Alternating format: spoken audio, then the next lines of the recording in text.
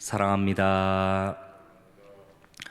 지금 예수님께서는 계속해서 깨어 있으라, 회개하라, 종말을 준비하라, 이런 맥락에서 말씀을 주고 계십니다.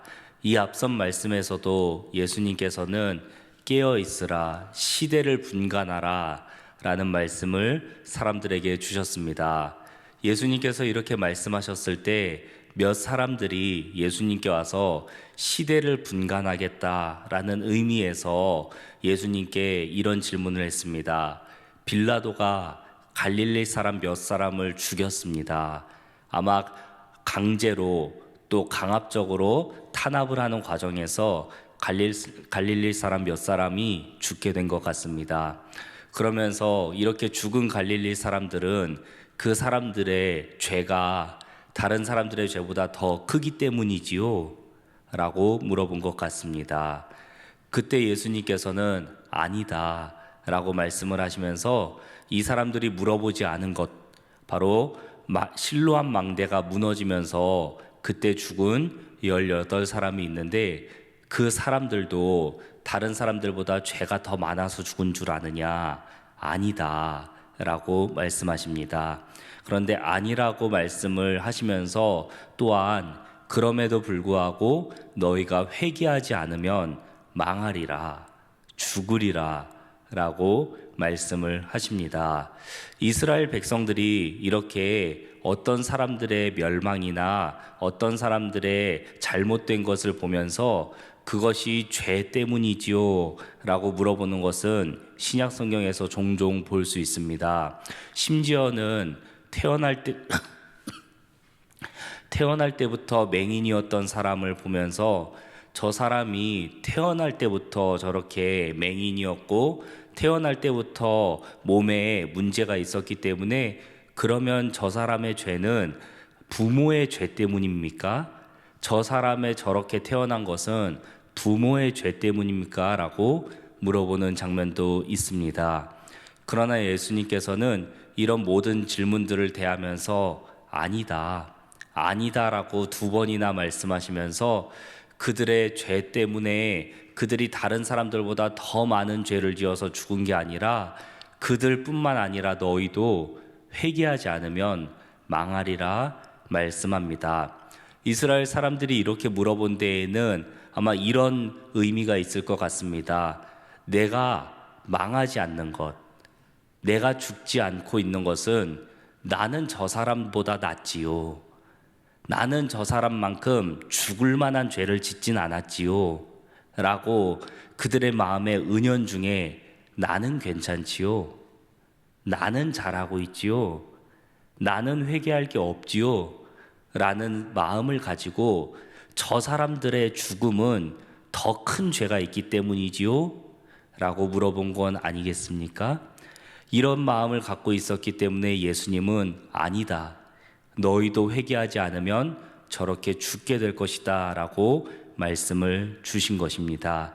저는 이 말씀을 묵상하면서 제가 어제 보았던 한 기사가 떠올랐습니다. 사회적으로 큰 물의를 빚었던 한 인기 있는 연예인이 감옥에 갇혀서 5년간 수감 생활을 하고 어제 만기 출소를 했다고 합니다. 5년이나 수감 생활을 하고 출소를 했다고 합니다. 저는 그걸 보면서 벌써 5년이 흘렀나 라고 생각을 하면서 또 한켠에는 어떤 마음이 있었냐면 5년이 지났다고 5년 동안 감옥에 있었다고 저 사람의 본성이 변할까? 출소해서 똑같이 하지 않을까? 라고 생각을 했습니다. 그런데 그 기사를 보고 나서 나중에 제가 이 말씀을 가지고 큐티를 하는데 너무 소름이 돋았던 거예요. 이 무화과 나무의 비유를 보면서 나는 죄가 없는데 나는 저렇게 감옥에 갈 만한 죄를 짓지 않았는데 라고 하면서 5년 동안 나는 과연 회개하고 하나님 말씀 앞에서 순종하며 살았는가 라고 생각을 하면서 마치 예수님께 저 사람들은 죽을 만한 죄를 지었지요? 라고 물어보는 이스라엘 사람들의 그 마음 속에는 나는 죽을 만한 죄를 짓지 않았지요? 라고 생각하는 것을 예수님께서 딱 꼬집어서 말씀하시는데 그게 나 같은 모습은 아닐까 생각해 보았습니다. 예수님께서는 이 말씀을 하시고 무화과 나무의 비유를 들어서 설명하십니다. 무화과 나무가 있어서 그 무화과 나무의 주인이 이제 이 무화과 나무에서 열매를 얻기 위해 3년이나 포도원 지기를 찾아왔다고 합니다. 여기에서 우리가 포도원에 왜 무화과 나무를 심는가? 구약 성경에 보면 두 품종을, 두 종자를 함께 심지 말라라는 말씀이 있는데 이 포도원과 포도나무와 무화과는 이스라엘 백성들이 종종 같이 심는 품종입니다. 그래서 하나님께서도 허락을 하신 품종인데 이 포도원에 무화과 나무를 심고 무화과가 잘 익었는지 보고 그 열매를 거두려고 이 무화과 나무의 주인이, 포도원의 주인이 3년 동안이나 이 나무를 찾아와서 포도원 지기에게 물어봤다고 합니다. 그런데 3년 동안이나 열매를 맺지 않았기 때문에 이 주인은 참다 못해서 포도원 지기에게 이 무화과 나무를 찍어버리라. 어째서 땅을 낭비하겠느냐, 땅만 버리겠느냐 라고 하면서 이렇게 명령합니다.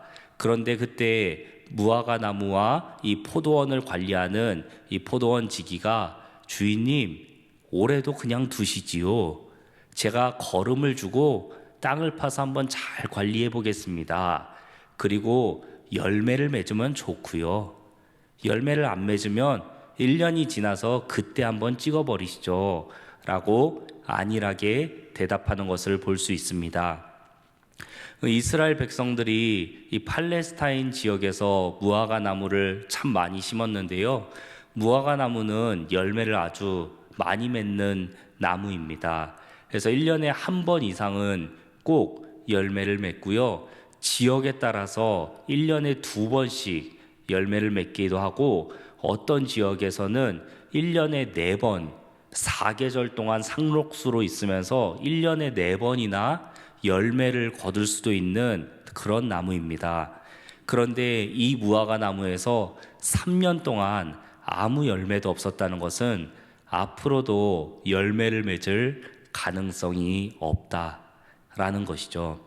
그런데 이렇게 열매를 맺을 가능성이 없는 나무임에도 불구하고 예수님께서는 이 비유를 들으셨을 때 3년 동안이나 열매를 찾아 이 주인이 왔다라고 말씀하십니다. 왜 예수님께서는 여러 가지 비유 중에서도 딱 3년이라고 말씀하셨을까요? 저는 이 3년에서 예수님의 공생의 기간이 딱 3년이었는데 혹시 예수님께서 이 3년간 이 무화과 나무에서 열매를 찾길 바라시는 마음으로 이스라엘 백성들 중에서 경건한 자, 이스라엘 백성들 중에서 하나님 앞에 온전하게 서 있는 자를 찾으신 건 아닐까 생각해 보았습니다. 실제로도 미가서 7장 1절에 2절의 말씀에 보시면 하나님께서는 경건한 자기 백성을 이 무화과 나무에 비유를 하시면서 내가 한 명의 경건한 나의 백성을 찾는다 라고 말씀하셨는데 예수님은 공생의 기간 3년 동안에 이 무화과 열매를 구하는 포도원 지기처럼 또 포도원의 주인처럼 딱 한 사람의 그 몇 사람의 경건한 자기 백성을 찾으셨던 건 아닐까요? 그럼에도 불구하고 예수님은 찾지 못하셨고 또 이 포도원의 주인도 그 포도원에서 무화과의 열매를 찾지 못했습니다. 이렇게 무화과 나무에서 무화과 열매를 찾지 못했던 데에는 여러 가지 이유가 있을 수 있지만 이 포도원 지기의 안일함에서 저는 그 이유가 하나 있지 않을까 생각해 보았습니다.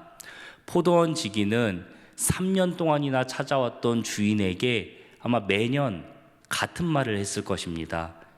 이 1년마다 한 번 이상은 맺히는 무화과인데 어떤 무화과는 2번 맺힐 수 있고 어떤 무화과는 4계절 내내 열매를 거둘 수도 있는데 그때마다 이 무화과가 열매를 맺지 않음에도 불구하고 포도원 지기는 주인님, 올해도 그냥 넘어가시지요. 제가 올해도 한번 열심히 걸음을 주고 열심히 가꾸어 보겠습니다.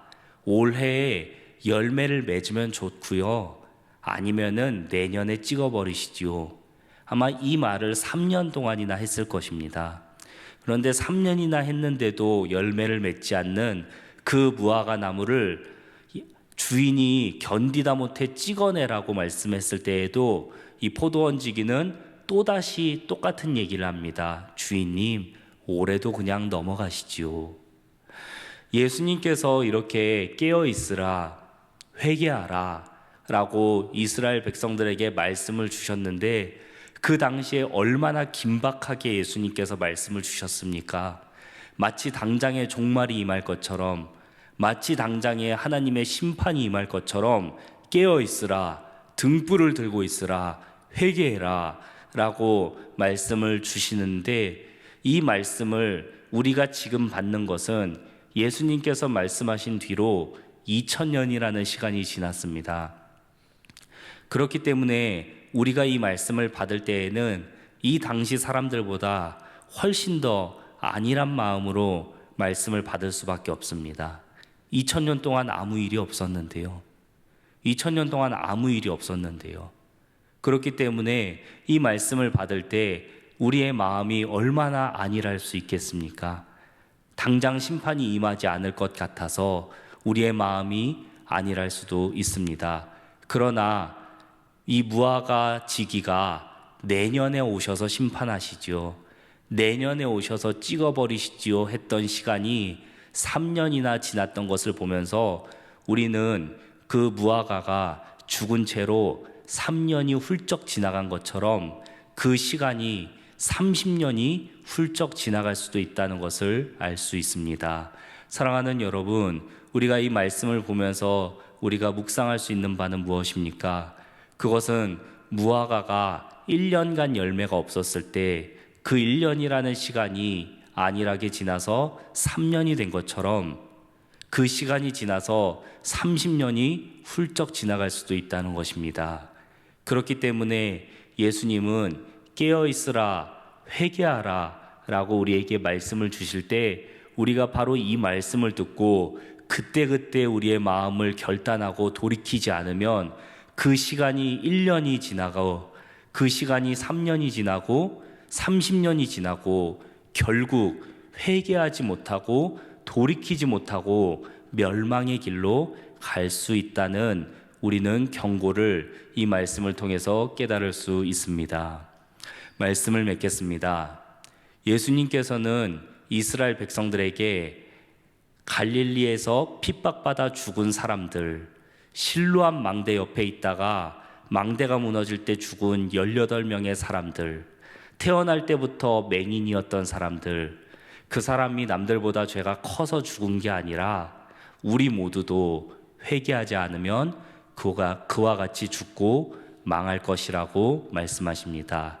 이 말씀은 오늘날 우리에게도 적용됩니다.